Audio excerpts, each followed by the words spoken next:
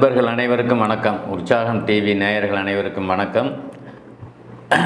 அதாவது தமிழ் புத்தாண்டு விஸ்வாவிசு வருஷம் தமிழ் புத்தாண்டு பலனை பற்றி ஒவ்வொரு ராசிக்காரனுக்கும் நாம் பார்க்க இருக்கிறோம். இப்போது 12 ராசிக்காரர்களுக்கும் புத்தாண்டு பலன் எப்படி இருக்குதுங்கிறத அவளோட எதிர்பார்த்துட்டு இருப்பீங்க. அந்த புத்தாண்டு பலன் எந்தெந்த ராசிக்கு என்னென்ன பலன்கள் நடக்குதுங்கிறது கொஞ்சம் விரிவாக பார்க்கலாம். முதலில் மேசராசி. மேசராசி அன்பர்களுக்கு இப்போது இருக்கின்ற 2இல் இருக்கின்ற குரு 3ஆம் இடத்துக்கு வர்றார். ஸோ 3ஆம் இடத்துக்கு வந்து 12ஆம் இடத்தில் சனி ராகு புதன் சுக்கிரன் ஆகிய 4 கிரகங்கள் இருக்கிறதுனால என்ன பலன் நடக்குங்க அப்படிங்கிறத நம்ம பார்ப்போம். பொதுவாக ஒவ்வொரு ராசிக்காரனும் எல்லாமே ஆர்வத்தோடு தானே எதிர்பார்த்துட்டு இருக்கிறீங்க. இந்த வருஷ பலன் என்ன சொல்லுது, குரு பயிற்சி என்ன சொல்லுது, ராகுகேது பயிற்சி என்ன சொல்லுது, நமக்கு என்ன நடக்க போகுது அப்படிங்கிறது என்னுடைய பின்பற்றாளர்களும் சரி, என்னுடைய ஜோதிட ஆர்வலர்களும் சரி, நண்பர்களும் சரி, பெரியவர்களும் சரி அவங்களோடு எதிர்பார்க்கிங்கிறதான் உண்மை. ஒவ்வொருத்தரும் ஒவ்வொரு கருத்தை சொல்கிறாங்க. இவர் வித்தியாசமாக சொல்கிறார் அப்படிங்கிறதுனால நம்ம சேனலை கொஞ்சம் அதிகம் பார்க்குறவங்களும் உண்டு. இப்போ இந்த அமைப்பின் பிரகாரம் எடுத்துக்கிட்டோம் அப்படின்னா ராசிநாதன் சற்று ஒரு மாதத்துக்கு பலகீனமாக தான் இருக்கார். இந்த 1 மாதம் 1.5 மாதம் 2 மாதம் சற்று பலவீனமான ஒரு மாதம்னு அப்படி சொல்லலாம். ஏன் அப்படின்னா ராசிநாதன் வலுவிழக்கக்கூடாது, செவ்வாய் வலுவிழக்கக்கூடாது. 12ஆம் இடத்தில் சனி ராகு புதன் சுக்கிரன் உச்சம் பெற்றாலும் கூட சனி ராகு இணைவது குற்றம் அப்படிங்கிற அமைப்பு. அந்த ராசிக்கு மேஷத்துக்கு 10ஆம் வீடு அப்படின்னு சொல்லக்கூடிய அந்த 10ஆம் அதிபதி சனி ராகுவோடு இணைஞ்சதுனால தொழிலில் உங்களுக்கு பிரச்சனைகள் மே மாதம் வரைக்குமே இருக்கும். மே முடிஞ்சு ஜூன் வரணும். தொழிலில் பிரச்சனை இருக்கும், தொழிலில் சிக்கல் இருக்கும், குடும்பத்தில் பிரச்சனை இருக்கும், கணவன் மனைவிக்குள்ளே கொஞ்சம் சிக்கல் இருக்கும். இந்த அமைப்பெல்லாம் கொஞ்சம் ஏற்படும். எப்பயுமே சுக்கிரன் பாதிக்கப்படுது அப்படின்னா சனி ராகு இணைஞ்சி சனியும் ராகுவோடு இணைஞ்சி சுக்கிரன் பாதிக்கப்படும் போது பெண்கள் விஷயத்தில் பெண்களுக்காக உடல் ரீதியான அமைப்பு, உடல் ரீதியான பாதிப்பு இதை எல்லாமே ஒரு 2 மாதத்துக்கு கூடுதலாக கொடுக்குங்க. இந்த ஜனன காலத்தில் பிறக்கும் போதே சனி ராகு இணைஞ்சவங்க, இந்த சுக்கிரன் 3 கிரகமும் இணைஞ்சவங்க எடுத்துக்கிட்டிங்க அப்படின்னா பிறக்கும் போதே இந்த 3 கிரகம் மேனத்தில் இருக்க பிறந்தவர்கள். நான் மேசராசிக்காரனுக்கு பலன் சொல்லிட்டு இருக்கேன். மேனத்தில் இருக்க பிறந்தவர்கள் என்ன பண்ணுவாங்க, 7ஆம் அதிபதி அங்கே பாவத்துவம் ஆகிறார், 7ஆம் அதிபதி அங்கே பாதிக்கப்படுகிறார். 7ஆம் அதிபதினா யார் அப்படின்னா மனைவி. மனைவியினுடைய உடல், மனைவியினுடைய மருத்துவ செலவு இது கொஞ்சம் அதிகமாக பண்ணும். ஜனன காலத்தில் அந்த அமைப்பு வந்து ஒருவேளை சனி திசையில் ராகு புத்தி அப்படிங்கிற அமைப்பில் யாருக்கா ஓடி இருந்துச்சுன்னா கண்டிப்பாக மனைவி பலகீனம் அப்படின்னு சொல்கிறேன். மனைவியினுடைய உயிர் கஷ்டம் அப்படிங்கிற மாதிரிலாம் கொஞ்சம் ஏற்படுத்தும். இது இந்த 2 மாதம் அப்படிங்கிறதில்ல, பிறக்கும் போதே இந்த அமைப்பில் இருந்தவங்களுக்கு ஏற்கனவே மனைவி பாக்கியத்தை இழந்தவங்களாக இருப்பீங்கிறதான் ஒன்று. ஆக ஒரு தாரம் அமைந்து 2 தாரம் வந்து 2வது தாரத்தில் தான் வாழ்க்கை நடத்திட்டு இருக்கிறவங்க நிறைய பேர் இந்த அமைப்பில் இருக்கிறவங்க இருப்பீங்க. ஆக இப்போ இருந்தாலுமே 2வது தாரம் அமைஞ்சாலுமே கூட அவங்களுக்கு என்ன செய்யும் அப்படின்னா நோய், ஒரு அறுவை சிகிச்சை ஆப்ரேஷன்கிற லெவலில் சனி ராகு இணையும் போது மனைவிக்கு கொடுக்கக்கூடிய வாய்ப்பு அங்கே இருக்குது.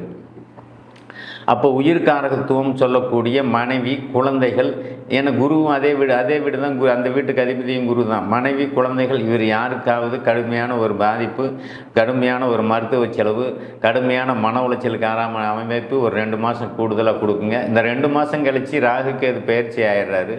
ராகுகேது பயிற்சி மட்டும் இல்லை, குரு பயிற்சியும் ஆகிடுவார். 2ல் இருக்கிற குரு 3க்கு வந்துடுவார். அந்த ராகு வந்து உங்களுக்கு வந்து 11ஆம் இடத்துக்கு வர்றார். 11ஆம் இடத்துக்கு வந்து குருவின் பார்வையில் வரும்போது சிறப்பாக இருக்குது இந்த ஆண்டு. ஆக முதலில் சொன்ன 2 மாதம்தான் பாதிப்பு. வருஷம் பூரா பாதிப்பான்னு கண்டிப்பாக பாதிப்பு கிடையாது. சரி, அந்த வருஷம் பூரா என்னென்ன நடக்கும் அப்படிங்கிற ஒரு பாயிண்ட் இருக்கு இல்லையா? வருஷம் பூரா என்னென்ன நடக்கும்? மேஷ ராசிக்காரர்களுக்கு பாக்கியாதிபதினு சொல்லக்கூடிய குரு திரும்ப பாக்கியஸ்தானத்தை பார்வையிடுறார். பாக்கியஸ்தானத்தை பார்வையிட்டால் என்னென்ன கிடைக்கும்?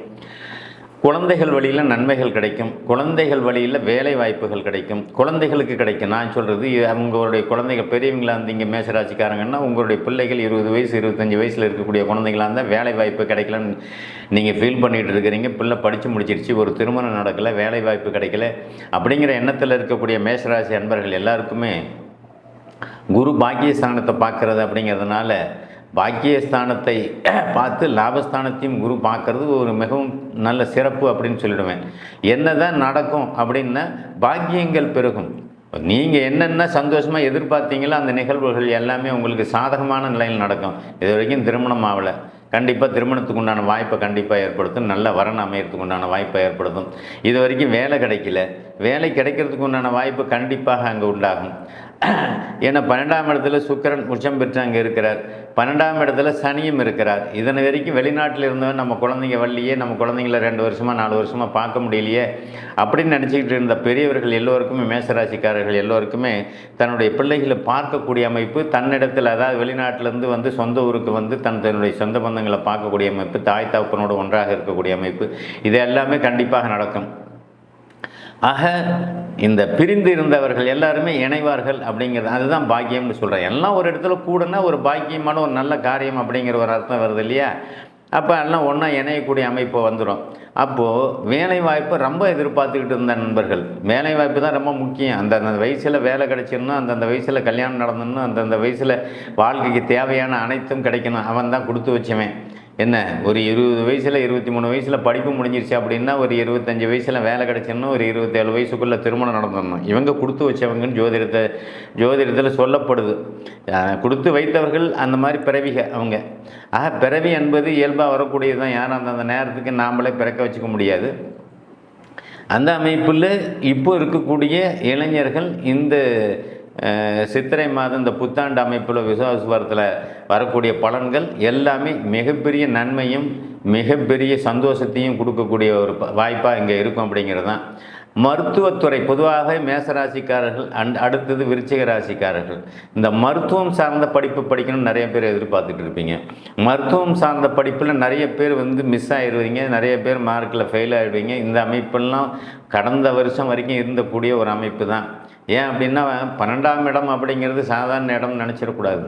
12ஆம் இடம் தான் இருக்கும் நீங்கள் நிம்மதியாக தூங்கக்கூடிய ஒரு இடம். 12ஆம் இடம் படுக்கை அறையை குறிக்கக்கூடிய ஒருத்தன் எல்லா வேலையும் முடிச்சுட்டு நிம்மதியாக போய் தூங்குறான்னா 12ஆம் இடத்துல பாவகிரகங்கள் வரக்கூடாது. அந்த பாவகிரகங்கள் 12ஆம் இடத்தோட ராகு நின்று உங்களுக்கு ரொம்ப மன உளைச்சலையும் மன சங்கடத்தையும் ஏற்படுத்தி விட்டுது.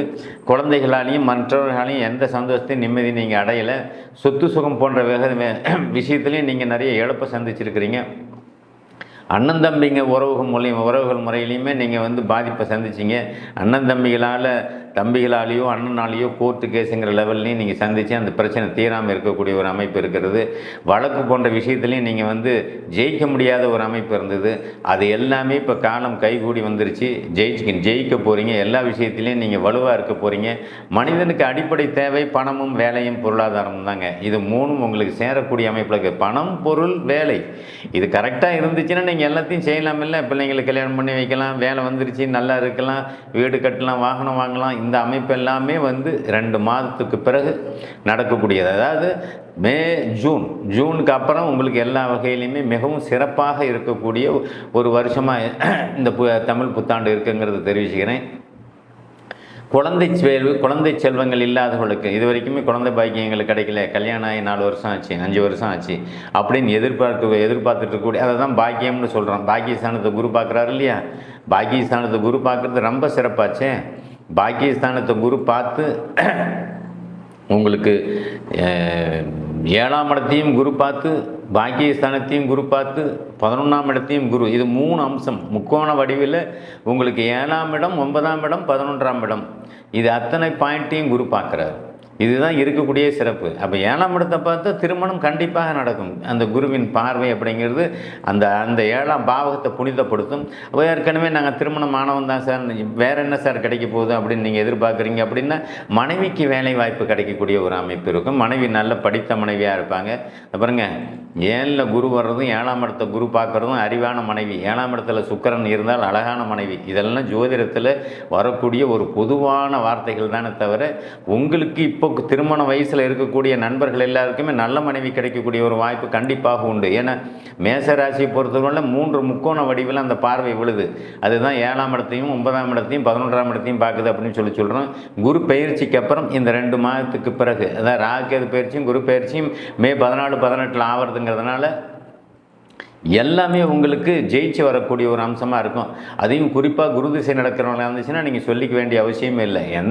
நீங்கள் எதில் கால் வச்சினாலும் அந்த கால் நீங்கள் மேலே போயிட்டுருக்கலாம். ஆக தசாபுத்தி அமைப்பிலையும் சாதகமற்ற பலன்கள் நடக்க உண்டான வாய்ப்பு உண்டு. மேசராசிக்காரர்களுக்கு ஆகாத திசைன்னு சொல்லக்கூடிய சனி புதன் கேது சுக்கிரன் வரக்கூடாது. அப்படி ஒரு வேளை வந்திருந்தது அப்படின்னா அவங்க தான் கொஞ்சம் பிரச்சனையில் தடைப்பட்டு போவாங்களே ஒழிஞ்சு, பிரச்சனையில் மேலே வளர்ச்சி அடைஞ்சு வர முடியாத ஒழிஞ்சு, மற்ற திசாபுத்தி அமைப்பில் இருக்கிறவர்களுக்கு எல்லாமே பாக்கியங்கள் பெருகும், வாழ்க்கை சிறப்பாக இருக்கும். அம்சமான ஒரு அமைப்பில் தான் இன்றைக்கி உங்களுக்கு கிரக பயிற்சியும் இந்த புத்தாண்டும் பிறந்திருக்கிறது. நன்றி, வணக்கம்.